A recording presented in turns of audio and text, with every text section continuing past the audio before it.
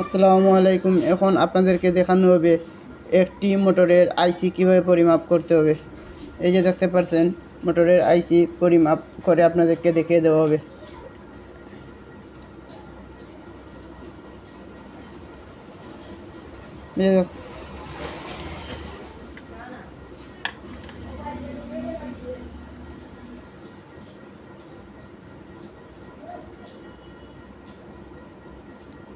লালটি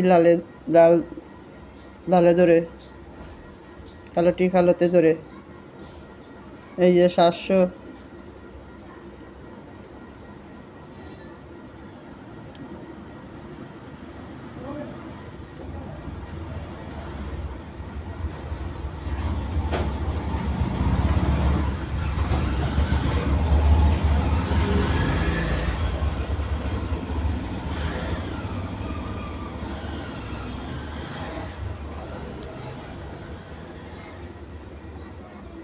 $733 একটি মান দেখাচ্ছে।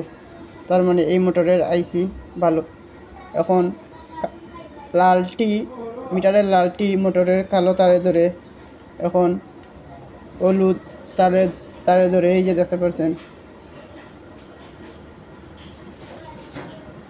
দেখতে পাচ্ছেন, হলুদ তারে ধরে একটি মান দেখাচ্ছে। এই যে 420 একটি মান দেখাচ্ছে, তার মানে এই আইসিটি ভালো আছে। এখন নীলে ধরে, এই যে দেখতে পাচ্ছেন 419 একটি মান দেখাচ্ছে, তার মানে এই সিটি ভালো আছে। এখন সবুজে ধরে, এই যে 418 একটি মান দেখাচ্ছে, তার মানে এই আইসিটি ভালো আছে। আইসি মাপার ক্ষেত্রে এই 3টি তারে 1 বা 2 কিংবা 3 এর মধ্যে পার্থক্য দেখালে বুঝতে হবে এই আইসি ভালো আছে। যদি 10, 15, 20 অথবা 50 এতটুকু পার্থক্য দেখায়, তার মানে বুঝতে হবে এই আইসি নষ্ট হয়ে গেছে। যেহেতু 2, 3, 4, 5 এর মধ্যে পার্থক্য দেখাচ্ছে, তার মানে এই আইসিটি ভালো আছে, এই মোটরের আইসিটি ভালো আছে। আপনাদেরকে একটি মোটরের আইসি পরিমাপ করে দেখিয়ে দেওয়া হলো। আসসালামু আলাইকুম।